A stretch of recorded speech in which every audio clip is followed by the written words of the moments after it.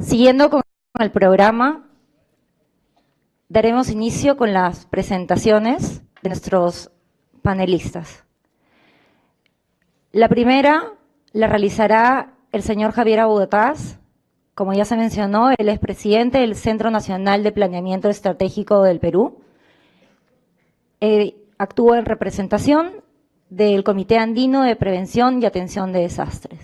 El tema, incorporación de la gestión del riesgo de desastres en los planes de desarrollo de los países miembros de la Comunidad Andina, priorizando la prevención y reducción del riesgo. Adelante, por favor. Gracias, buenas tardes a todos. Me han pedido hablar en nombre de CAPRAE, que es desde el año 2002 la unión de 4 países trabajando los temas de gestión de riesgos. No sé si tiene la presentación. ¿Está puesta? La pongo. Y entonces, asumiendo que tenemos lo CAPRAE, es cómo se ha ido incorporando en el conjunto y en los países esta enfoque que viene desde la Agenda 2030, que nos dice miremos juntos, miremos más lejos, miremos todos los países e incluyamos todo lo que puede afectar la vida de la gente. Y evidentemente la gestión de riesgos y la prevención es un tema fundamental. Voy a mencionar entonces CAPRAE, los avances por país y algunas conclusiones y retos. Ya en el Comité Andino de Prevención, que es CAPRAE, se aprobó una estrategia para que la gestión de riesgo de desastres logre eso, reducir los riesgos. Y hay 4 ejes que están en el marco de Sendai, que usamos todos, y eso nos une, creo, a todos los países. Hemos estado discutiéndolo con otros países de América en la mañana. Todos tenemos el mismo objetivo común, tenemos la agenda, tenemos Sendai, tenemos las señales de cambio climático que nos dicen que hay que hacer más cosas y mucho mejor adecuadas. Lo que se ha hecho en el caso de CAPRAE es se ha escogido en algunos ejes temáticos elementos que se van a trabajar más. Un primero está en el eje temático 2, que incluye el fortalecimiento de la gobernanza. Y para eso se está promoviendo una planificación cada vez más eficiente en cada país, pero además en los intercambios de información. Hay un plan, ¿no se escucha aquí? ¿Oh, sí? Por aquí. Por acá. Sí. Por acá. Entonces no voy a poder moverme, pero es... entonces, estos intercambios de información, primero, que también lo hemos acordado entre todos los países, lo que estamos describiendo es además qué hay de adicional en estos países de CAPRAE, el ir incorporando buenas prácticas en todos los casos y usarlo además para cooperaciones entre países, no solo los propios de CAPRAE, estamos discutiendo hacerlo con el resto de países también. Y esa cooperación transfronteriza, otra vez varios de los países que estamos acá somos vecinos y nuestras fronteras son comunes. El atender, por ejemplo, la Agenda 2030 y los resultados prontos de mejora en nuestras fronteras ya sería una forma muy adecuada de trabajar, de identificar riesgos comunes, atacarlos, no solo los riesgos, el bienestar general de la gente. Podríamos pasar por la gente y decir que nadie se quede atrás en nuestra frontera. Y eso creo que lo hemos tratado ya con los países. Es otra forma de ir incorporando el conjunto de condiciones de vida. Fortalecer entonces esas capacidades significa también fortalecer la inversión, la pública y la privada. Y eso es fomentar participación del conjunto de entidades. Hay un énfasis siempre en todos los países de decir que también está el Ministerio de Economía, porque si no los planes no se financian. Entonces hay estos temas de identificar bien, y esa es la primera parte de Sendai que siempre está presente, conozcamos mejor la realidad, pero después están cómo eso se expresa en objetivos claros en el territorio y cómo estos se financian. Y este es primer grupo temático.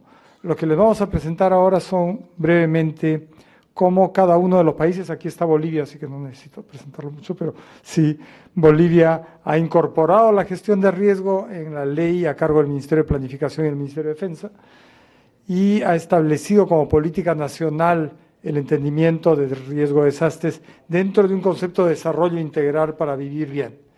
Y eso es un tema que Bolivia tiene muy claro y lo está avanzando. Y el sistema de planificación integral del Estado ¿no? Está incorporando eso en operativización de la gestión de riesgos en cualquier elemento de planificación del Estado. Están mencionadas las leyes, ustedes van a tener la presentación, y hay una incorporación en el Plan de Desarrollo Económico Social del 2020 que ya tiene la gestión de riesgo de desastre como un eje articulador. Creo que eso es un avance muy concreto en cada país. El programa nacional, entonces, está alineado a Sendai, con Bolivia también hemos discutido el alineamiento hacia la Agenda 2030 y los Objetivos de Desarrollo Sostenible. En el caso de Colombia, que también está presente, es la incorporación de los riesgos en la planificación, y eso está en el Sistema Nacional de Prevención de Atención de Desastres y en los decretos que lo han hecho así. Y hay un componente entonces de gestión de desastre en los planes de desarrollo en toda entidad territorial. Y es otra vez el tema entonces de territorio, de observación del territorio y después incorporar el conjunto transversal de acciones que se requieren. Colombia tiene la incorporación entonces de planes de ordenamiento territorial en el desarrollo territorial municipal, y eso ya pide que en cada zona entonces se delimiten zonas, se identifique el riesgo, se identifique alto riesgo y se corrija. Y esto va perfeccionándose, entonces este tratamiento del territorio real está en programas que revisan y actualizan los planes de operación. Está también una política más actualizada de gestión de riesgo de desastres, que está incorporando la gestión de riesgo de desastres en todos los instrumentos de planificación vigentes, en el ordenamiento territorial, en el manejo ambiental de cuencas hidrográficas y en el plan de desarrollo departamental y municipal. Todo este conjunto creo que nos muestra cómo los planes de gestión de riesgo de desastres están presentes. En el caso de Ecuador, la Secretaría de Gestión de Riesgo promueve esa armonización y complementariedad de políticas. Hay avances como tener ya herramientas de planificación y gestión que facilitan ese ordenamiento en el territorio. Yo insistiría en esto de territorio, es una constante a la que hay que prestarle mucha atención precisamente por nuestra diversidad en todos los países, ¿no? Sobre todo los que estamos acá, ¿no? Esto de tener en la mayor parte de los casos Amazonía, Andes, costa, océano que se comporta raro y nos molesta a ratos, eso es tenerlo siempre presente para el diseño y también, como habrán notado, está en todos los países. Esos son los elementos comunes que tenemos además como países andinos, con ciertas características andinas, con cambios, con el cambio climático haciendo que los glaciales retrocedan y nos traigan otro tipo de problemas especiales. Entonces también se han definido estándares mínimos de prevención y mitigación de riesgos en la gestión que van a través de actividades transversales en el desarrollo local, ¿no? Esos mandatos que ya son constitucionales, ¿no? Cuentan con una agenda de reducción de riesgos en todos los niveles de gobierno y eso lo que hace es tratar de generar, insiste Ecuador en eso, vida digna para todos en el territorio. En el caso de Perú, esta incorporación, Perú tiene un mecanismo que orienta políticas de Estado más allá de un gobierno desde el año 2002 y hace relativamente poco, comparado con el 2012, el 2010, se creó una política especial de Estado que se llama la gestión de riesgo de desastres y ordenamiento de gestión de territorio. Son dos políticas de Estado. Y se actualizó nuestro sistema de gestión de riesgo de desastres y se tiene un plan para la gestión de riesgo de desastres. Hace poco el Centro Nacional de Planeamiento ha dado directivas para que toda entidad pública, las 2.800 que tenemos en Perú, incorporen en sus planes estratégicos y operativos líneas específicas en cada una de las fases de la gestión de riesgo de desastre. Y eso significa que en el futuro toda entidad debería tener elementos en los cuales se identifica acciones concretas de prevención. No es genero el documento tal, es tengo alguna acción de prevención o de práctica de mi plan, lo hago y si lo corrijo y pongo como resultado de mi plan la corrección de los defectos que he encontrado en mi plan de contingencia o mi plan de continuidad operativa o el plan de atención de riesgos. En Perú tenemos estos planes de desarrollo concertado, es un mandato constitucional que dice que en cada nivel del territorio se debe discutir el desarrollo de ese territorio, no por una institución, sino por el conjunto de entidades de ese territorio. Ahí se está pidiendo también la incorporación de los planes. En conclusión, entonces, CAPRADE, todos, como habrán notado, todos los países lo están haciendo, pero además lo hacemos juntos y tratamos de hacerlo juntos. Y con otros países, si es posible, es ir alineando normas internas a una gestión de riesgo de desastres. Yo diría, tanto Sendai y la Agenda 2030 mirando más lejos para todos. Eso es incorporar entonces de una manera práctica la gestión de riesgos, las orientaciones de largo plazo en la planificación para desarrollo sostenible, en las políticas y planes nacionales. Esto requiere un enorme esfuerzo, la generación de capacidades locales. Entonces, para este esfuerzo es difícil. En los países están mencionados, todos están haciendo esfuerzos por ese aterrizaje en condiciones locales diversas y donde a veces son tan pequeñas nuestras instituciones o tan poco densa la población que resulta que tenemos que hacer más esfuerzos para eso, para el seguimiento, incorporar el seguimiento y elaborar mejor conocimiento de realidad para todos estos temas. Finalmente, hay que seguir profundizando ese conocimiento para que los indicadores que seguimos reflejen esas realidades, y eso es el significado de realmente generar gobernanza y capacidades locales en el territorio para esta función. Esto es lo que se está haciendo y CAPRADE tiene un plan de acción para los siguientes meses que esperamos ayude a que eso se convierta en realidad. Gracias.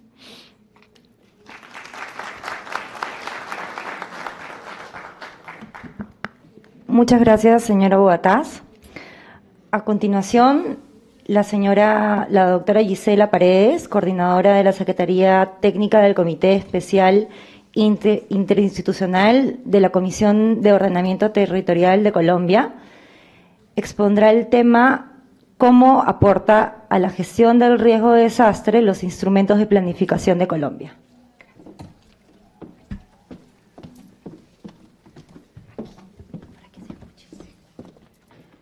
Listo, buenas tardes. Para mí es un gusto y un honor estar acá. Soy Gisela Paredes Leguizamón, soy la coordinadora de la Secretaría Técnica de la Comisión de Ordenamiento Territorial en Colombia y también soy parte del Sistema Nacional de Prevención y Atención de Desastres y Gestión de Riesgo de Colombia. Vamos, por favor, con este. Adelante. Listo. Lo primero quisiera comentarles que es, en Colombia la Ley 1454 del 2011 creó la institucionalidad para el ordenamiento territorial. Hay una comisión de ordenamiento territorial que son las instituciones que ven arriba. Tenemos unos invitados permanentes donde la Unidad Nacional de Gestión de Riesgo es uno de los participantes y tenemos invitados temáticos. En este momento somos 49 instituciones nacionales las que hacemos parte de esta comisión. Lo otro es, hablar de gestión de riesgo debe partir de reconocer el contexto territorial. Colombia tiene territorio en el Mar Caribe, en el Océano Pacífico, es un país de regiones, 5 regiones diferenciadas, Caribe, Pacífico, Orinoquía, Amazonía y región andina, pero también tiene varias, son más de 8.000 ecosistemas naturales que tenemos en Colombia. Adicionalmente, tenemos un sistema nacional de áreas protegidas donde se conserva la biodiversidad de este país y también tenemos una proyección hacia el exterior. Hablar también de Colombia es hablar de que es un país multiétnico y pluricultural. Tenemos 102 grupos indígenas, tenemos territorios, tenemos comunidades negras, raizales, palenqueras y también insulares, pero también tenemos comunidades campesinas y tenemos comunidades urbanas. ¿Qué quiere decir eso? Que somos afortunadamente multiétnicos y pluriculturales, como lo dice nuestra Constitución Nacional. Adicionalmente, es decir que Colombia es un territorio multifuncional, donde se hacen actividades portuarias, agropecuarias, pero también se hacen actividades urbanas y tenemos qué vamos a hacer con nuestros océanos, cómo vamos a hacer una conservación y uso sostenible. Hablar de Colombia también es decir que tenemos un sistema de planeación que por un lado está el Sistema Nacional Ambiental, por otro está el Sistema de Planeación del Desarrollo y está también la Planeación de Riesgos y Desastres. Quiero comentarles cómo ha evolucionado el proceso, pero todos estos sistemas llegan al territorio. Y A partir de ello se ha creado toda una serie de legislación e instrumentos de política pública. Por un lado, desde el Sistema Nacional Ambiental está la Ley 99 del 93, están los decretos reglamentarios donde tema de ordenamiento de cuencas, el manejo integrado de unidades ambientales costeras, el tema de áreas protegidas, en el tema de licenciamiento ambiental, en el tema de cambio climático y en algo en lo que estamos elaborando este momento, que es el Estatuto de Zonificación y Uso Adecuado de Territorio, se ha incorporado el tema de gestión de riesgo en estos instrumentos. Adicionalmente, con la Ley 152 del 94 se habla de todo el tema de planes de desarrollo nacional, departamental y municipal, y allí también está incorporado el tema de gestión de riesgo. No en vano, en el artículo 215 de la Constitución Política se habla de estado de emergencia y allí comienza a hablarse también del tema de gestión de riesgo. Claro que quiero decir que desde la ley 9, que era de urbanismo, ya se venía tratando el tema de gestión de riesgo. Se ha trabajado en esquema de planes departamentales, la Política Nacional de Gestión de Riesgo, planes departamentales de gestión de riesgo, planes municipales de gestión de riesgo. Con esto, ¿qué quiero decir? Que es un sistema multiescalar y multinivel. Adicionalmente a esto, estamos diciendo, bueno, esto es lo, no es tan, bueno, ¿esto de dónde salió? Bueno.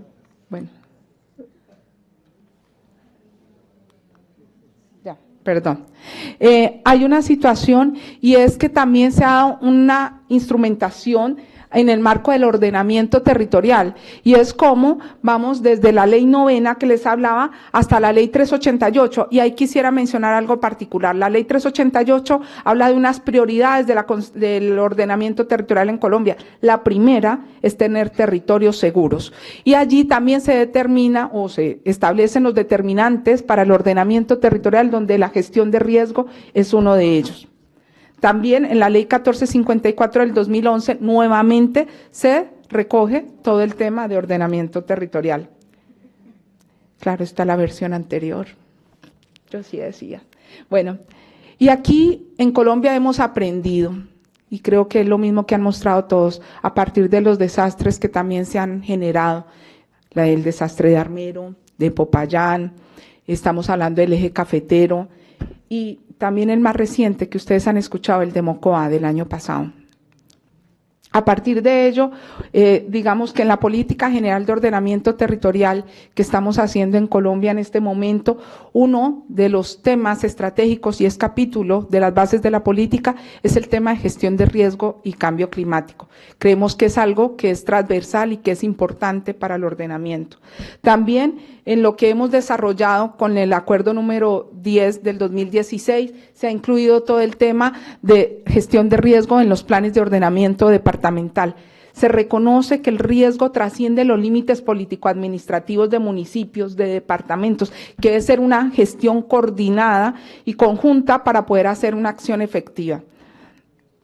También en los planes de ordenamiento territorial no solamente están los componentes general, urbano, rural y el programa de ejecución, sino que la mirada, y ahorita es la diferencia con lo que hacíamos antes, cada municipio estaba mirando el tema de riesgo, pero a veces el riesgo era el otro municipio que estaba haciendo unas medidas que no necesariamente eran las más adecuadas de territorio. Y entonces ahorita la idea es cómo miramos conjuntamente y hacia eso se está mirando lo supramunicipal, supradepartamental. También, últimamente, este año, desde el Departamento Nacional de Planeación, se elaboró el Índice de Gestión de Riesgo, que es un instrumento que le permite a los municipios tener información actualizada sobre riesgos en su municipio para poder hacer inversiones públicas. No está la presentación digamos, final que hemos hecho, pero quería invitarlos a mirar algo, que es el portal territorial. En el portal territorial se llama Kit Territorial, en DNP, ustedes pueden ver, allí hay unos insumos que son la ficha especializada para gestión de riesgo. Este es un insumo que va para todos los municipios, todos los departamentos, y ahorita está por salir, esperamos en unos 15 días, el kit de ordenamiento territorial, donde también los compañeros de la Unidad de Gestión de Riesgo y otras instituciones han venido trabajando en generar esta herramienta que permita fortalecer capacidades de autoridades ambientales, entes territoriales y comunidades. Adicionalmente, hay un programa que es el programa Postmodernos, COMPES 3870 2016, donde lo que se buscó fue hacer un acompañamiento a municipios y a departamentos para que pudieran formular sus planes de ordenamiento territorial de una forma más actualizada, de una forma acompañada con instituciones de aquellas que les mostré del Comité Especial Interinstitucional, y en ese momento también se está trabajando el tema de gestión de riesgo como uno de los elementos transversales a la formulación de esos planes de ordenamiento. Quisiera resaltar que sin conocimiento es difícil gestionar el riesgo. Y aquí quisiera resaltar lo que hacen dos de nuestras instituciones de las cuales nos sentimos muy orgullosos. Por un lado, estamos hablando del Servicio Geológico Colombiano, que tiene expertos de corte internacional en temas vulcanológicos, sísmicos y otros, y son los que generan los sistemas de alertas tempranas y generan información para toma de decisiones. También quisiera mencionar a los compañeros del IDEAN que hacen todo el tema de monitoreo de amenazas hidrometeorológicas y que también tiene grandes expertos en todos estos temas. Incluso hicieron ahora, y ahí participamos todos, la estrategia, la tercera comunicación de cambio climático que genera escenarios de cambio climático en escala departamental de algunos municipios, y eso nos está sirviendo para tomar decisiones. Aquí, pues decir que sí es un sistema multiescalar, que todos somos parte de del Sistema Nacional de Gestión de Riesgo, que hay un Plan Nacional de Gestión de Riesgo que es 2015-2025. Y bueno, y me toca comentarles así, lo último que les iba a decir, y son las dos recomendaciones. Uno, que necesitamos que se reconozcan los ecosistemas como parte de la gestión de riesgo. La adaptación basada en ecosistemas no puede pasar desapercibida cuando usted tiene un sistema nacional de gestión de riesgos que busca ser costo efectivo. El tsunami allá en Sumatra, en Indonesia, nos demostró que los territorios que fueron más resilientes fueron los que tuvieron manglares saludables. Por eso, una de las cuestiones es tener ecosistemas saludables. Lo segundo es también necesitamos reconocer el conocimiento tradicional para poder establecer sistemas de alerta temprana que sean pertinentes, contextualizados, donde la gente participe. De hecho, aquí con compañeros a los que agradezco mucho todo lo que he aprendido en el tema de riesgo, trabajamos temas de estos en el Cauca, trabajamos temas de esto aquí en Cartagena y en otros sitios, y lo trabajamos también con la comunidad. Entonces es importante decir que necesitamos hacer enfoque diferencial en la gestión de riesgos según los contextos territoriales. Quisiera agradecer a todos ustedes y pues decirles, invitarlos y agradecerles por estar en Colombia. Gracias.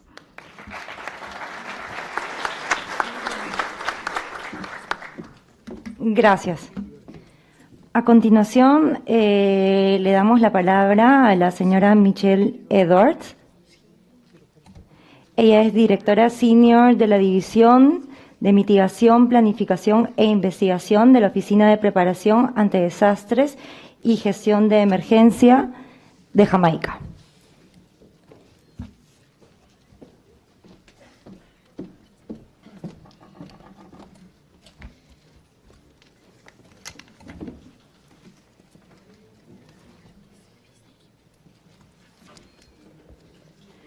Good afternoon, ladies and gentlemen. Buenas tardes. I got it right. Wonderful.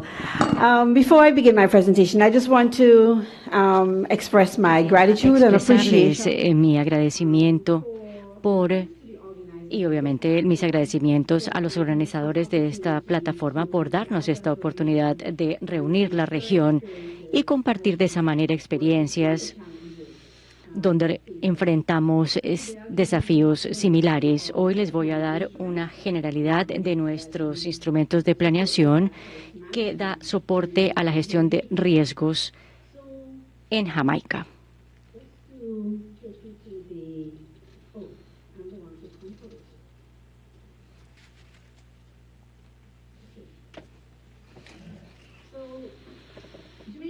Jamaica es un estado en desarrollo muy pequeño, es una isla, y debido a nuestra localización, pues enfrentamos múltiples peligros. Hemos tenido muchos impactos, obviamente, en las actividades económicas y en nuestra propiedad, en nuestro bienestar, en los recursos naturales igualmente. Especialmente somos vulnerables porque 82% de nuestra población vive en la línea costera y que es donde nuestras ciudades están localizadas, y esto nos da otra perspectiva, ¿no? Aproximadamente tenemos 2.5 millones de personas, de habitantes, 15 corporaciones municipales y aproximadamente 900 comunidades en Jamaica. Así que brevemente vamos a revisar cuáles son los instrumentos de planeación a nivel local y nacional. Jamaica inició distintas respuestas a nivel local y nacional para abordar la reducción del riesgo de los desastres, dado obviamente la unión intrínseca que había con el desarrollo sostenible. Algunos de estos instrumentos de planeación que se identificaron son los siguientes. Primero, tenemos el Plan Nacional de Desarrollo de Jamaica, Visión 2030. Ese es el marco nacional que guía el desarrollo general y encapsula nuestros objetivos, resultados y estrategias que están directamente relacionados para lograr un equilibrio entre el desarrollo nacional y el ambiente. Los enfoques en la reducción de riesgos de desastres, la idea es que mejoren el desarrollo sostenible, porque Jamaica tiene un medio ambiente natural y saludable. Entonces, este plan realmente lo que busca es una reducción del peligro al riesgo y una adaptación al cambio climático. Así que parte de nuestro proceso, y obviamente incluimos en ese proceso la información de peligro. El Plan Nacional de Desarrollo 2030 es la fuerza detrás de nuestro compromiso hacia el mecanismo global para la reducción de riesgo de desastres. Y nuestra visión 2030 es un plan muy efectivo y, claro, promueve la manera como vamos a lograr nuestras metas, nuestros objetivos. El plan sectorial que comprende el plan de recursos naturales y de gestión ambiental y la reducción de peligro a los desastres por riesgos y también el cambio climático, comprende la integración de los recursos naturales y la gestión ambiental con una reducción del riesgo y cambio climático para crear sinergias y reducir el costo de implementar iniciativas relacionadas con la reducción de desastres. Ahora, la estrategia que se captura en el sector realmente lo que busca es buscar siempre la gestión de los recursos naturales y desarrollar mecanismos que integren la reducción de riesgos y el desarrollo de la planeación. Esto involucra las prioridades 1, 2 y 3 del marco Sendai. A nivel nacional también tenemos una política de reducción de riesgos integral. Este es un borrador, pero en el 2005 nosotros Jamaica preparó un borrador de política de reducción de riesgos y lo incorporó dentro del desarrollo, del marco de desarrollo, y esta política reconoce el rol del peligro y el que tiene dentro del desarrollo sostenible para mejor abordar, obviamente, los desastres y los riesgos. Jamaica preparó este borrador integral que va a ampliar la política de la reducción de riesgos e incluir nuevas tendencias, direcciones de políticas y que sea consistente con el nuevo pensamiento de nuestra gestión de riesgos que se expidió en el 2005, esa ley. Entonces, estamos viendo la actualización de esa política.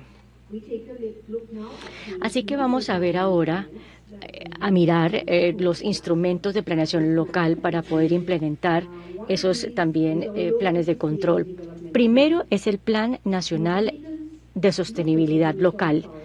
Entonces, las autoridades locales gubernamentales de Jamaica tienen la obligación de preparar estos planes locales que son tenidos en cuenta como mapas de ruta. Estos mapas permiten una mejor manera de desarrollo, más equilibrada y ordenada, con una mejor gestión de los espacios rurales y urbanos para mejorar la calidad de la vida y también la residencia mientras se preserva todo el capital natural.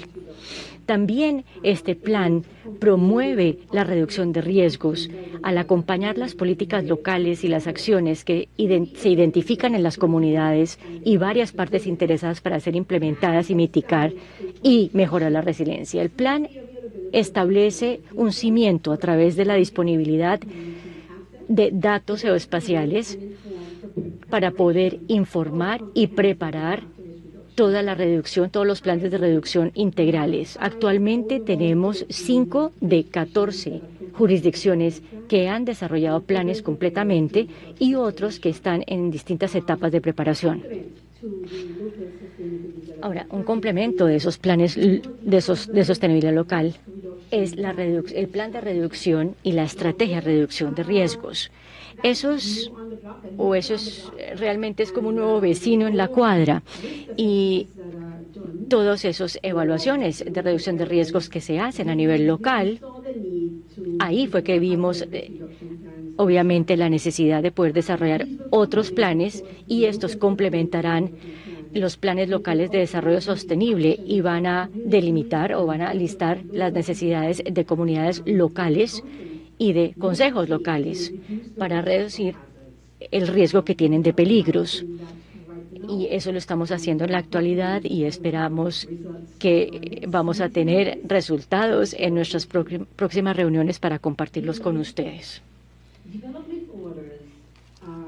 Ahora, las órdenes de desarrollo son como leyes que se utilizan de zonificación dentro del desarrollo de esta guía.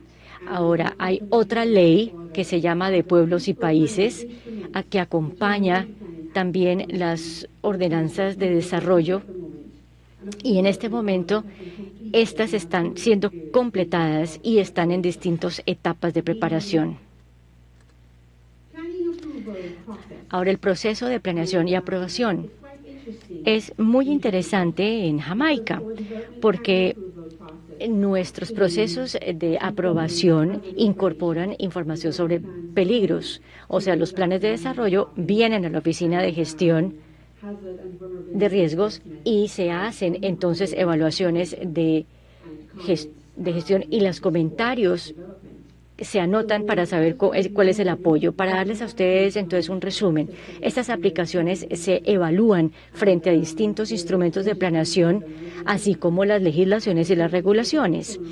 Ya habíamos hablado de la ley de Town and Country y los esfuerzos se hacen para poder también hacer estas evaluaciones utilizando datos históricos, tendencias, investigaciones y la aplicación de estos datos geoespaciales y tecnología relacionada también se va a promover para garantizar que las aplicaciones de desarrollo se evalúan utilizando métodos modernos y tecnología para limitar la vulnerabilidad. La reducción igualmente y las evaluaciones de reducción son una prioridad para nosotros en Jamaica. Pensamos que es muy necesario para que podamos entender los riesgos y para poder basar nuestras decisiones y nuestra planeación sobre los datos. Entonces, eso lo estamos articulando a lo largo del país. Aproximadamente vamos a tener estudios de riesgo, de vulnerabilidades de riesgo en 12 zonas. Estamos ahorita embarcados en 2 de ellas y el próximo año vamos a tener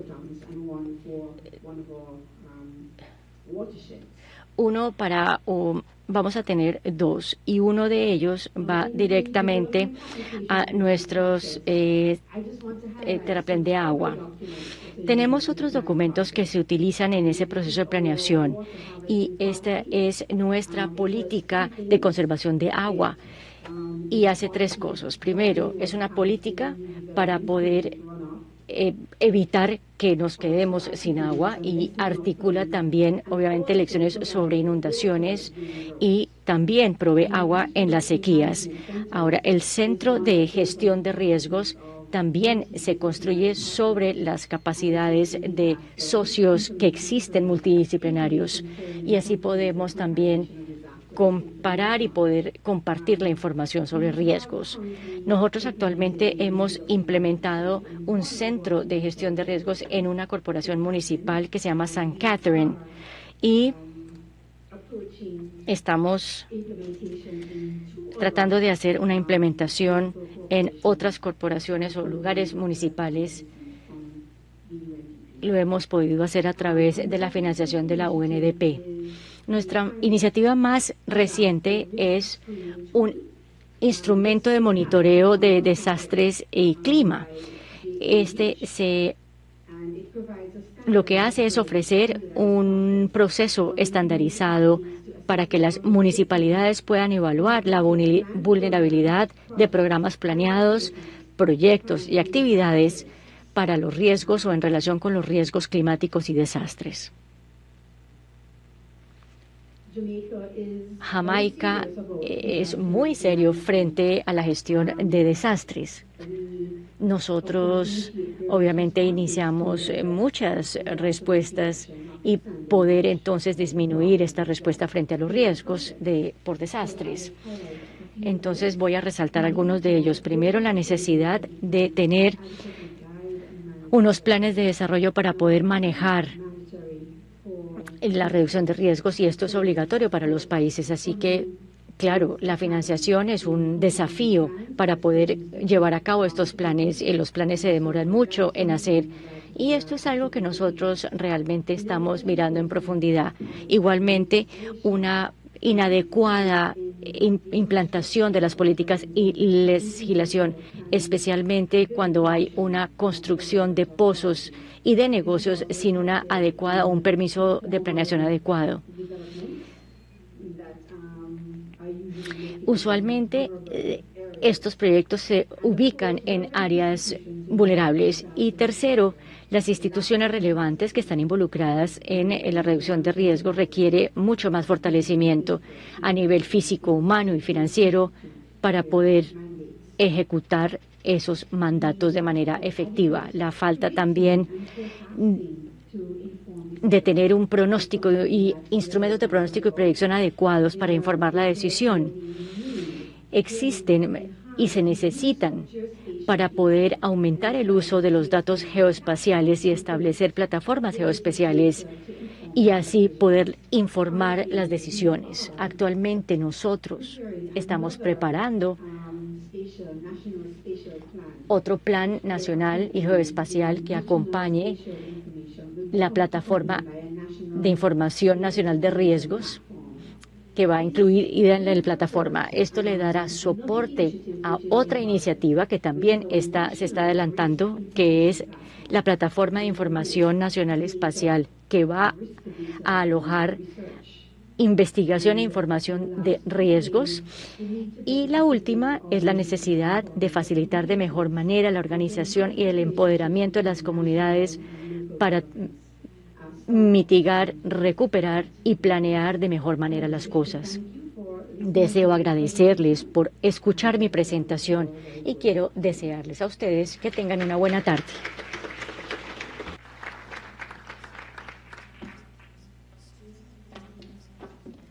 Thank you very much.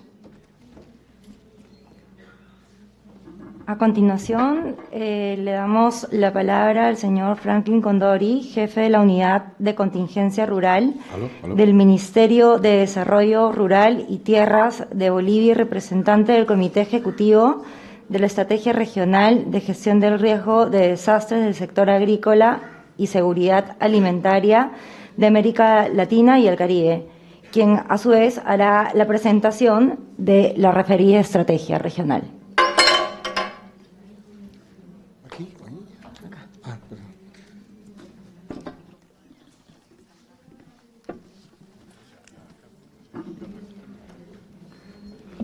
Bueno, muchas gracias a la señora Helden, la moderadora. Saludarlos a los hermanos panelistas. Saludamos también a todos los representantes de las delegaciones presentes. Cordial agradecimiento a Naciones Unidas, a la Oficina de Estrategia Internacional, a la FAO que me ha permitido también continuar el proceso y además a otras organizaciones como COSUDE que están apoyando procesos a nivel también de los países. Yo quiero simplemente pues compartir una experiencia de procesos de planificación en el contexto regional, en América Latina y el Caribe, en el marco del CELAC, ¿no? Comunidad de Estados Latinoamericanos y Caribeños, que pues por un encargo de del Grupo de Trabajo de Agricultura Familiar y Desarrollo Rural, ha tenido el mandato de formular una estrategia regional de gestión de riesgo en el sector agrícola y seguridad alimentaria y nutricional en América Latina. Entonces, por favor, sí tengo que apretar acá. Bueno, queríamos compartirles estos datos ahí en la presentación. Ustedes pueden advertir que los eventos adversos de desastres de origen particularmente climático, ¿no? Meteorológico, hidrológico, yo siempre estoy hablando de estos tres factores que están generando o han generado durante estos últimos años, particularmente en la medición que nosotros hemos hecho en 2015-2014, pues se ha podido verificar un 23% de los daños y pérdidas por desastres de mediana y gran escala hidrometeorológicos son soportados en el ámbito agrícola. Entonces, este 23% pues tiene que ver también con este impacto en términos monetarios de 22.000 millones de dólares de pérdida en este periodo. Y prácticamente el 80% de estos daños y pérdidas tiene que ver con el tema de la sequía o déficit hídrico, ¿no? Que soporta el sector agrícola, ¿no? Es bueno también hacer referencia a un año crítico que ha sido el 2012, donde en los países de Centroamérica, debido al problema de la crisis de la roya, ¿no es cierto?, 42% de pérdidas de la producción de café y 40% de pérdidas de exportación han sido también parte de los efectos que ha podido soportarse. Hay muchos datos en relación a lo que significan las afectaciones en el contexto agrícola. Si ustedes analizan los diferentes eventos como huracanes, tsunamis, y hay una serie de otros eventos que perfectamente uno puede advertir que el daño es mayor porque lo que hay es limitaciones de cuantificación en el ámbito agrícola, particularmente porque todavía no se han trabajado plenamente los instrumentos de medición. Estamos en un proceso que a partir de esta estrategia pensamos ir desarrollando hacia adelante, ¿no? También es importante que ustedes consideren que esta estrategia tiene un particular ámbito, si quieres, de consideración, la agricultura familiar como el sector más vulnerable. De hecho, se ha hecho mucho trabajo en términos de reducir el riesgo desde la perspectiva humanitaria. Sin embargo, el tema de la agricultura familiar tiene connotaciones más allá de la propia vida. En realidad son medios de vida los que están en juego. Y muchos de nosotros conocemos, yo he trabajado en defensa civil más de 10 años, ¿no? Y he estado muy ligado a lo que es la asistencia humanitaria, tratando de cumplir con todos los protocolos, todo eso. Pero también yo he comprendido que en el ámbito rural, particularmente, las familias, sobre todo los miembros de la agricultura familiar, no dejan de lado así por así sus bienes, ¿no? Para ellos significan activos. Fíjense, una gallina, un cuy, un cerdito, estos representan activos, ¿no?, de la familia. Por eso es que en muchos casos a veces no se puede de manera así en la emergencia tratar de dejar de lado estos bienes que en algunos casos pues amerita tener de alguna forma un procedimiento o alguna acción para poder prever o prevenir también los riesgos en cuanto a los medios de vida. Entonces, aquí también nosotros tomamos conciencia que estos impactos en el ámbito de la agricultura familiar tienen que ver con la alta dependencia del clima, la ocupación de terrenos degradados y obviamente esto ligado a la baja productividad. hay uso de prácticas poco sostenibles, ¿no? Tenemos muchas en nuestros países, por ejemplo, en la región andina o en Bolivia en particular, hay actividades, quemas de pastizales que no son controlados y obviamente esto genera también una serie de daños a las condiciones de suelo o la aplicación de determinados agroquímicos que pueden determinar también condiciones de suelo improductivas, ¿no? También está la débil capacidad de preparación y recuperación frente a los desastres. Sabemos que en el contexto rural el tema pasa por niveles de organización que muchas veces no los reconocemos, ¿no? Nosotros estamos preocupados, hay la campaña de ciudades resilientes, nosotros siempre estamos pensando que en el contexto de lo que significa la importancia de la agricultura familiar, comunidades resilientes. El tema de las ciudades resilientes apunta más a presionar, si se quiere, ¿no es cierto?, el hecho de que las ciudades puedan acumular mayores condiciones de urbanización del desastre, ¿no? Para nosotros el tema pasa por reconocer que hay necesidad de hacer intervenciones en el nivel comunal, rural, donde allá sí se pueden observar las condiciones de vulnerabilidad que tienen diferentes grupos de la agricultura familiar. Entonces, hay un impacto en el tema de la agricultura familiar que va más allá solamente de las pérdidas a nivel de ingresos, tiene que ver también con temas de inseguridad alimentaria, ¿no? Con ese antecedente y otros más, seguramente ha habido una preocupación de parte de nuestras autoridades a nivel de los ministerios de los países miembros del CELAC, que encargaron precisamente la tarea de poder generar un documento, una estrategia, unos lineamientos que permitan orientar las acciones para reducir los riesgos en el ámbito agrícola. Y estos 33 países, ¿no es cierto?, pues han, en el marco de lo que ha sido la presidencia pro tempore en El Salvador, ¿no?, y también en el marco del Plan de Seguridad Alimentaria y Nutricional, en lo que es el cuarto pilar de la producción estable, atención oportuna de desastres, es que se ha planteado también, ¿no es cierto?, este lineamiento estratégico que también está vinculado a los planes de acción CELAC 2014-2015, y además de contar con el apoyo de la FAO y el PMA para el desarrollo de una agenda estratégica regional para la gestión integral de riesgos de desastres, ¿no? Entonces, la FAO y la Oficina Internacional de Reducción de Desastres han atendido esta solicitud de generar una agenda estratégica para poder desarrollar un proceso participativo y poder tener una estrategia que sea por lo menos de un consenso básico entre los países y organismos subregionales, ¿no? Este proceso ha requerido 3 rondas sucesivas de consultas técnicas, tanto presenciales como virtuales, 2 consultas a nivel político, uno que ha sido en Paraguay y otro en Montreal. Las reuniones en el marco de la primera reunión para la implementación del marco de Sendai, ¿no es cierto?, en junio de Asunción, y la otra en la 5ª plataforma regional en marzo de 2017 en Montreal. Una de las cosas inmediatas que se hizo es conformar un comité técnico ad hoc, comité ejecutivo, que ha ido recogiendo, si se quiere, la experiencia de los países que son parte, miembros del CELAC, pero que también ha agrupado los conocimientos en cuanto se refiere a reducción de riesgos, para poder ya en la reunión, en la 4ª reunión ministerial de Agricultura Familiar en diciembre de 2017, aprobar esta estrategia.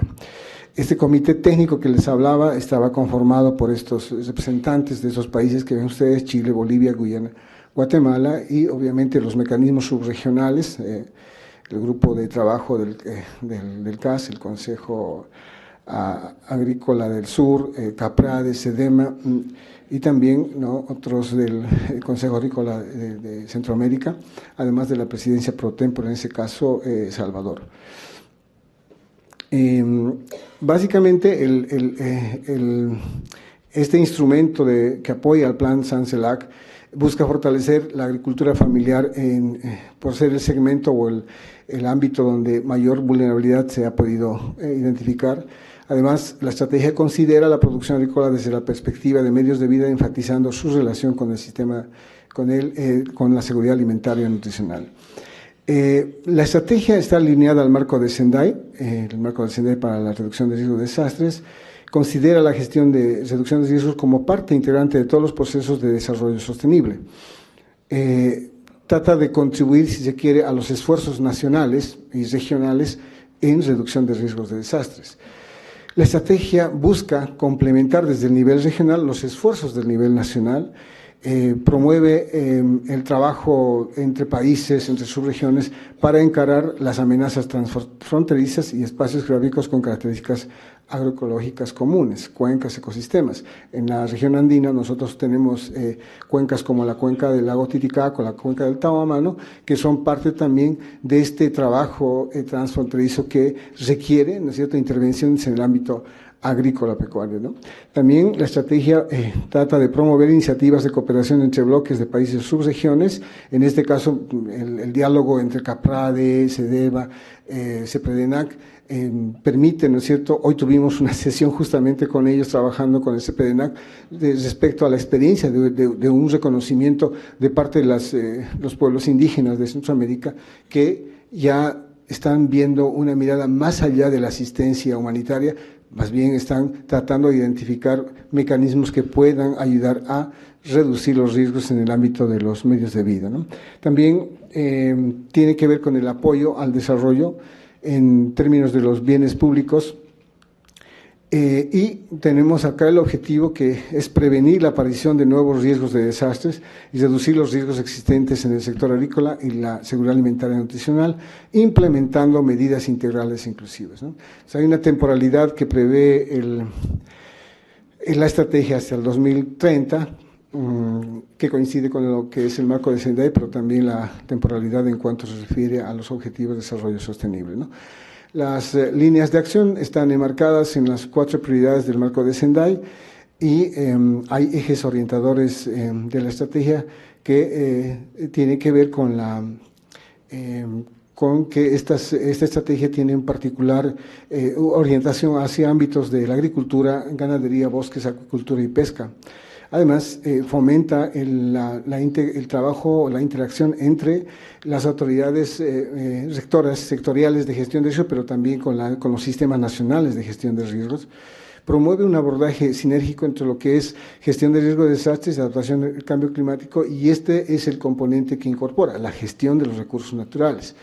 En el caso de la gestión de riesgo agropecuario, la gestión de los recursos naturales requiere o es necesario en cuanto se refiere al análisis y la incidencia que tiene, en cuanto también está vinculada a lo que se presenta en la propia gestión del riesgo. Es decir, si uno no entiende la problemática de los recursos naturales, es difícil entender qué medidas podrían tener un efecto para poder reducir determinado evento adverso. Nosotros tenemos unas experiencias en relación a lo que significa, por ejemplo, una helada de carácter, una afectación a las personas, y una helada que pueda afectar, por ejemplo, a un cultivo en particular, dependiendo de si la helada es negra o la helada es blanca, ¿no es cierto?, puede tener un efecto, y precisamente es que eso requiere una comprensión justamente de lo que son los recursos naturales, y ahí este componente de gestión de riesgos, gestión de los recursos naturales es un elemento fundamental para comprender este nuevo abordaje. Esta estrategia también, como eje orientador, reconoce la importancia de lo que es el trabajo académico, el avance científico y tecnológico. Ahí no solamente las universidades, sino también institutos de investigación, los institutos técnicos, los servicios de meteorología, hidrología, todos estos ámbitos de técnicos científicos pueden contribuir al logro o a la identificación de acciones en el ámbito técnico para poder generar, si se quiere, estos parámetros que permitan las mediciones que corresponda para reducir los riesgos. También reconoce la importancia de la inclusión de todos los actores en el proceso de gestión de riesgos. No es un tema muy particular. Esto también tiene que ver con otros sectores. Estamos hablando del sector agua, sector incluso yo a veces siempre estoy pensando que el sector educativo es para nosotros es una base fundamental para que los niños entiendan que hay necesidad de poder también ver cuáles las condiciones de resiliencia que tienen sus cultivos o su ganadería. También se conoce el rol importante de lo que es la participación de la mujer en la gestión de riesgo de desastre en el ámbito agrícola. En todos los países vemos que al final de unas emergencias está la mujer, ¿no es cierto?, ahí tratando de recuperarse de las condiciones adversas o de la situación de desastre o la emergencia que ha sucedido, y ahí también está los conocimientos básicos de poder generar una recuperación en las actividades productivas. En el marco de las prioridades de Sendai, la estrategia establece como una prioridad también comprender el riesgo de desastres en el sector agrícola y la seguridad alimentaria y nutricional a través de la unificación de criterios y armonización de metodologías y formatos que permiten el análisis, la comparación y la agregación de información sobre el riesgo, además de armonizar metodologías y herramientas para la evaluación de daños y pérdidas, fortalecer y vincular sistemas de gestión de información y monitoreo del riesgo de desastres, incluyendo los sistemas de alerta temprana, un tipo de sistemas de alerta temprano que tiene una particularidad, ya yo voy a tratar de explicar un poquito más adelante, pero también esta prioridad comprende además el vínculo entre la comunidad académica, científica, tecnológica con los que están tomando decisiones de políticas. En la prioridad 2, la estrategia busca fortalecer la gobernanza del riesgo en el sector agrícola y la seguridad alimentaria y nutricional, incorporando la resiliencia en el sector agrícola y la seguridad alimentaria y nutricional en las estrategias, políticas y planes transversales de gestión de riesgo y cambio climático y también de forma viceversa, ¿no? Está el tema de fortalecer las capacidades de las carteras de agricultura, el monitoreo del avance en la incorporación de la gestión de riesgo en el sector agrícola, los mecanismos de coordinación interinstitucional e intersectorial, el trabajo transfronterizo a nivel fitosanitario, sanidad animal, inocuidad alimentaria y las políticas de cooperación también en términos de planificación para enfoques ecosistemas. La prioridad 3, invertir en la reducción de riesgos de desastres para la resiliencia en el sector agrícola, y ahí tiene que ver con las normativas en el ámbito de la planificación, estándares de producción agrícola de alimentos con elementos con valoración del riesgo, buenas prácticas e instrumentos económicos financieros para inversión en el sector agrícola que sean sensibles a los riesgos de desastres. Promover también la movilización de recursos mediante fondos de desarrollo, fondos climáticos, alianzas público-privadas a nivel regional, subregional, multipaís, y para la parte final, lo que es la prioridad 4, la mejora de la preparación para una respuesta eficaz y para una mejor recuperación, rehabilitación y reconstrucción, sector agrícola y la seguridad alimentaria. Ahí están los temas que tienen con la interconexión, compatibilidad de los sistemas de alerta temprana, el intercambio de mecanismos y protocolos de contingencia, los mecanismos de coordinación, colaboración, de respuesta oportuna y los planes de rehabilitación y recuperación bajo el enfoque de reconstruir mejor. Ha habido un proceso también en la construcción de la estrategia de generar no solamente el comité ejecutivo, sino también grupo asesor que ha incorporado a diferentes aliados desde el punto de vista de los recursos, ¿no? Aliados como lo que es el BID o COSUDE o instituciones también técnico-académicas como el CIFEM, el CIAT, muchas instancias que han ido incorporándose en este grupo asesor para poder apoyar la implementación de la estrategia con iniciativas que se agrupan en comisiones, ¿no? Comisiones de información, de sistema de información, de análisis probabilístico, ¿no? Que están bajo diferentes ámbitos de responsabilidad de los organismos que acompañan la implementación de la misma, ¿no? Entonces, la agricultura familiar, ¿no? A través también del CELAC, que determina un contexto de gobernanza para poder implementar la estrategia. Simplemente esta gráfica yo quería poner al final porque la estrategia regional de gestión de riesgo a nivel de desastres en el sector agrícola, seguridad alimentaria y nutricional ya está generando, ¿no es cierto?, estos elementos estratégicos importantes para poder también formular estrategias nacionales. Una de estas es la Estrategia Nacional de Gestión de Riesgo y Adaptación al Cambio Climático para una agricultura resiliente, que se ha desarrollado en Bolivia, ¿no? Que actualmente tiene un instrumento concreto que es un sistema de alerta temprana de carácter agropecuario, ¿no? Estos sistemas que requieren también un particular trabajo en términos de análisis de riesgo, que no solamente tiene que ver con indicadores climáticos, sino también indicadores de lo que es suelo. Bueno, el tiempo no da. Muchísimas gracias.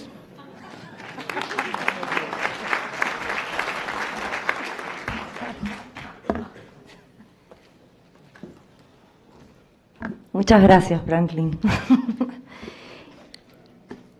Ok, a continuación, y para cerrar nuestro panel, le damos la palabra al señor Juan Francisco Pacheco, funcionario del área de gestión pública y Gobierno Abierto del Instituto Latinoamericano y del Caribe de Planificación Económica y Social, perteneciente a la Comisión Económica para América Latina y el Caribe, CEPAL.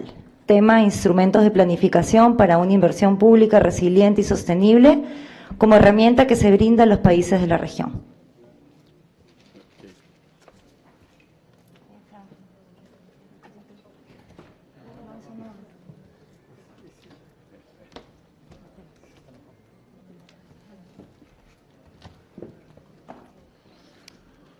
Buenas tardes, estimados amigos y panel. Un poco la discusión que se ha dado hasta ahora es mostrar realidades nacionales y qué se está haciendo. Vamos a salir un poco de ese ambiente y colocarnos en un ambiente un poco más conceptual, teórico o de propuestas en términos de los instrumentos de planificación. Tal vez, y escuchando las exposiciones anteriores, me da la impresión de que sin querer podemos tener tal vez a partir de lo que voy a presentar, como hacer una lista de chequeo, ¿sí?, de los diferentes elementos que voy a tratar de describir para analizar qué estamos haciendo bien, qué estamos haciendo mal, y también para que me digan qué me falta a mí también poner, ¿no? Muy bien. Cuando hablamos de planificación como tarea del Estado, en los tiempos modernos estamos hablando de cómo pensamos la acción pública de aquí a mañana, ¿no? ¿Qué vamos a hacer? Y en esa acción del Estado o función de planificación, uno dice que hay tres funciones básicas, las funciones básicas de la planificación. Estas funciones tienen que ver con una visión de largo plazo, tienen que ver con coordinación y evaluación, de tal manera de pensar lo que vamos a hacer a futuro, tratar de implementarlo y obviamente evaluarlo para aprender, que es muy difícil eso de evaluar para aprender y no para subir o bajar los sueldos, ¿no? Que eso es una tarea difícil, supongo que ahí va. Lo primero es esto. Dentro de esta lógica de pensar, hablamos de una acción estratégica. Cuando hablamos de una acción estratégica, estamos hablando de un encadenamiento de niveles de abstracción, desde aquellos niveles más generales, como visión país o visión futura, ¿no?, que viene a futuro. Tal como planteaban aquí, hemos hecho escenarios futuros, ¿no? De eso estamos hablando. También estamos hablando, cuando hablamos de visión de país, estamos hablando de opciones en democracia, ¿no es cierto?, de opciones de sociedad. Y estamos hablando también de qué piensa la gente respecto a esas opciones. La ciudadanía es la que normalmente genera esas grandes tendencias de hacia dónde va el futuro. Son en sí portadoras de futuro. Por lo tanto, la ponemos ahí como inspiración de estas visiones de futuro. Luego hablamos de las políticas, ¿no? Ya vamos a elementos más consistentes, ¿no?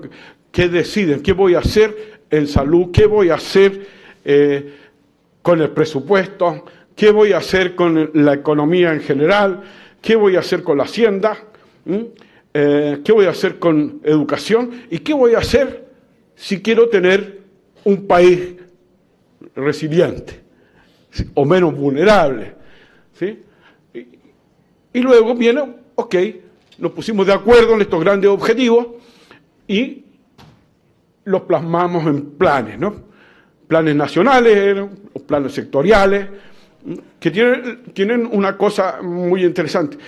Franco, en alguna parte con Rolando Franco, ¿no? Aquí lo decía, en uno de sus textos decía, uno puede tener un plan sin siquiera escribirlo. Y además puede tener coordinación sin siquiera escribirlo.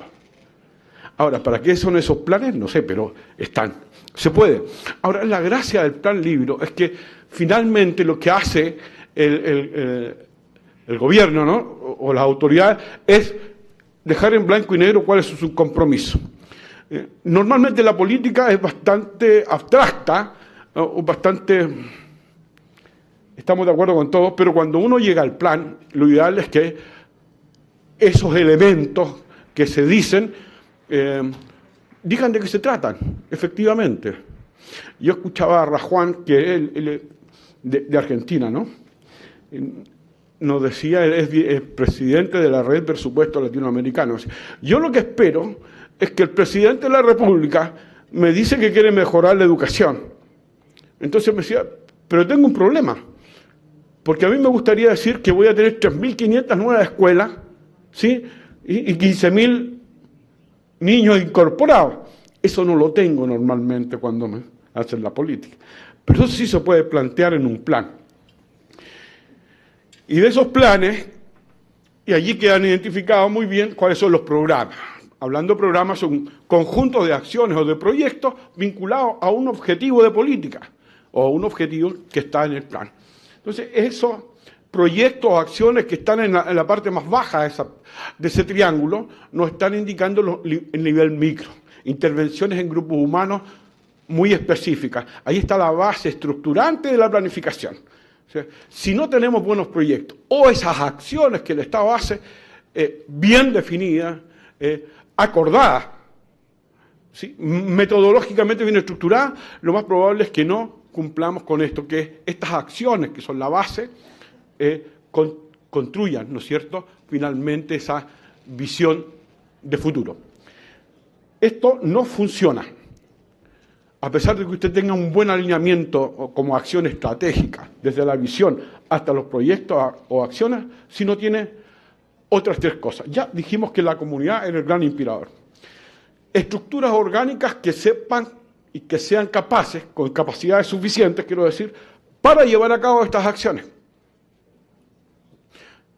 Tenemos a veces muy buenas intenciones a nivel estratégico, allá quien hace la política o quien dice cuál va a ser el presupuesto, pero no tenemos capacidad en la base para llevar a cabo proyectos o formular siquiera un proyecto.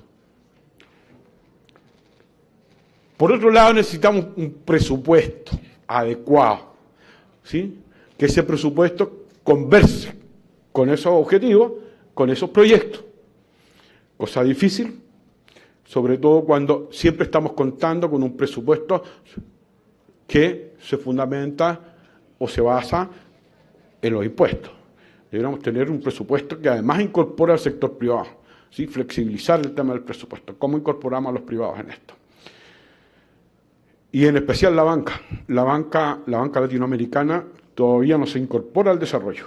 Ahí hay una tarea que CEPAL viene diciendo hace tiempo, cómo incorporamos a la banca privada latinoamericana a esto. Y por otro, normas, ¿no es cierto?, ya sea leyes, procedimientos, métodos, cultura organizacional, liderazgo, ¿sí? ¿Cómo gestiono esto? Puedo tener una buena estructura, una buena definición de todo, y no tengo liderazgo o capacidad para llevarlo a cabo. Y diríamos que esto entonces son los elementos de la acción estratégica. Uno podría ir pensando ya a la luz de lo que nos han contado los colegas, qué estamos haciendo o cómo vamos en esto de la planificación. Lo segundo es tener una estructura, un sistema que incorpore todos los niveles, ¿no? Desde la planificación nacional, con esa visión de desarrollo país, el programa de gobierno, los planes nacionales de desarrollo, también la sectorialidad. Pero esa sectorialidad no nos sirve si no conversa con los niveles territoriales. Y si esos niveles territoriales más agregados, ¿sí?, con los niveles locales no conversan, tampoco no nos sirven. Tendríamos una disfunción o asincronía en el desarrollo. Eso tiene que conversar. Tiene que conversar y sobre todo cuando el nivel sectorial es un nivel que es una parte, ¿no? Se dedica a algo. Pero cuando llego al territorio, todos los problemas se transversalizan. problema de salud está combinado con educación, está combinado con agua, y los sectores trabajan agua, trabajan salud, trabajan educación. Con mayor razón, allí hay una necesidad de conversación. Y en esto tenemos como dos apoyos. Todo lo que es lo instrumental, ¿no es cierto?, el procedimiento y la tecnología. Hoy nos ayuda a conversar, ¿sí?, a que toda la información fluya más rápido, pero si no hay normas de funcionamiento, una normativa, lo que hablamos de esas normas, leyes, que nos permitan, y esa cultura, ¿no es cierto?, o de gestión de la planificación, no nos va a ayudar. Y tenemos todos los niveles, ¿no es cierto?, desde el nivel nacional hasta cómo planifico mi organización. Ojo, vuelvo a decir, esto sin presupuesto no funciona. ¿Qué se está haciendo en la región en general? Ya lo vieron en Ecuador, por ejemplo, para mostrar algo en lo que importa a este evento. Ahí tiene la cohesión territorial con sustentabilidad ambiental y gestión de riesgo en 3 ejes, ¿no? Está incorporando en su plan de desarrollo esos elementos. Guatemala,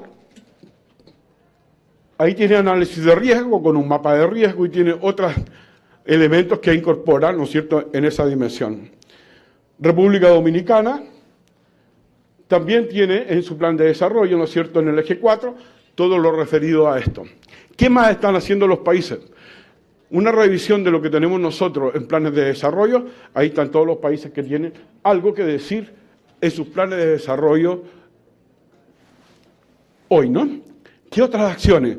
Organismos o servicios para atender desastres, organismos que estudian situaciones de riesgo, volcanes, terremotos, inundaciones, clima, etcétera. Recursos presupuestarios para atender emergencias, sí, también tiene una oficina de emergencia que cuenta con un recurso, tiene un presupuesto para emergencia, etcétera. Hay un listado de acciones, voy a apurarme un poquito porque ya. Esta propuesta es nueva del BID, ¿sí? Ellos hablan de infraestructura sostenible, ¿sí? Uno ve un montón de cosas que están en infraestructura sostenible y tienen un punto ya de desastres naturales y clima, ¿no? ¿Sí? Muy bien, tiene 4 grandes dimensiones y dentro de esas dimensiones varias cosas. Conceptos claves, esto lo han hablado mucho: resiliencia, vulnerabilidad, ¿sí? Si no reducimos la vulnerabilidad, lo más probable es que la resiliencia sea menor, ¿sí? Proyectos de infraestructura sostenible. Deberían ser localizados y diseñados asegurando la resistencia y cambio climático y los riesgos de desastre natural. Institucionalmente la infraestructura está alineada con compromisos nacionales, Acuerdo de París, Marco Sendai, todas esas cosas que nos sirven, nos inspiran. Pero si no las hacemos y no las llevamos y no las concretamos, vamos a seguir con inspiraciones.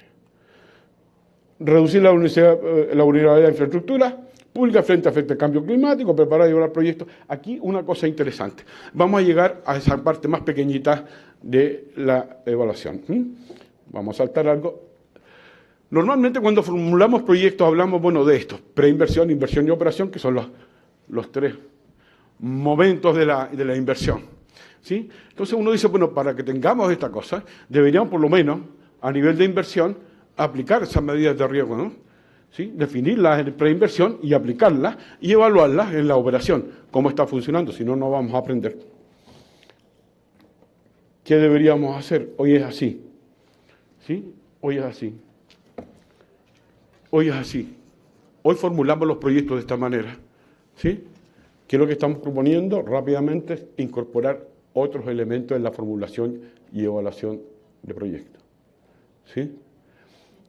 Cambiar algunos elementos y incorporar incluso en la etapa de evaluación otros elementos, como ¿qué pasa cuando yo hago evaluación de impacto hoy? Hoy veo un proyecto ya definido. Lo que estamos diciendo es que la evaluación de impacto debería incorporar todas las alternativas para saber cuál de las alternativas es la que mejor se ajustaba al medio. Por lo tanto, debe ser un elemento a incorporarse en la evaluación.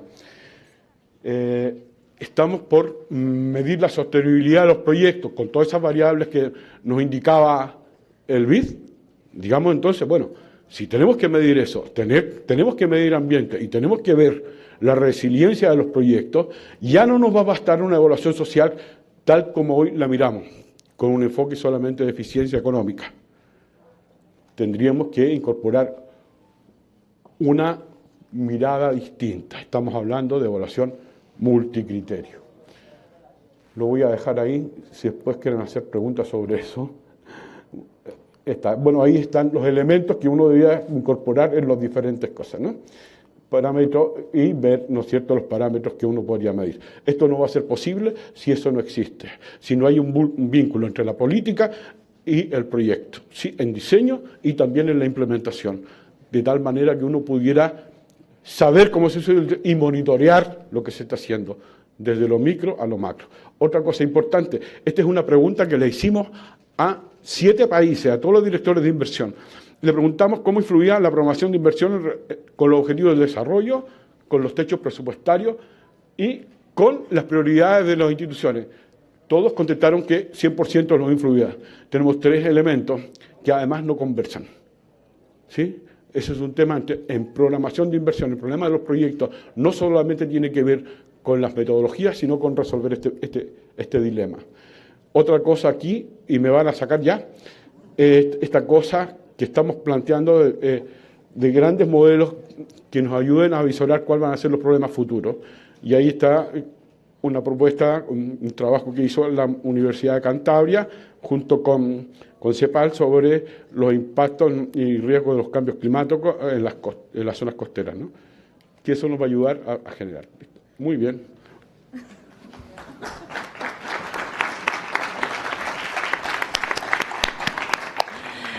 Bueno, muchas gracias. Teníamos unas preguntas que habían hecho, pero en realidad estamos ya faltos de tiempo. Entonces, esas preguntas van a ser contestadas y enviadas a sus correos.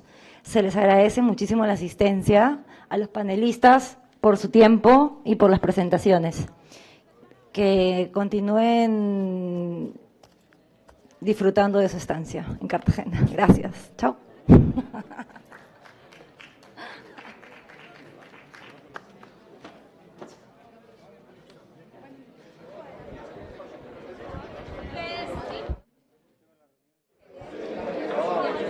Continuamos en esta transmisión especial de la 6ª Plataforma Regional para la Reducción del Riesgo de Desastres en las Américas.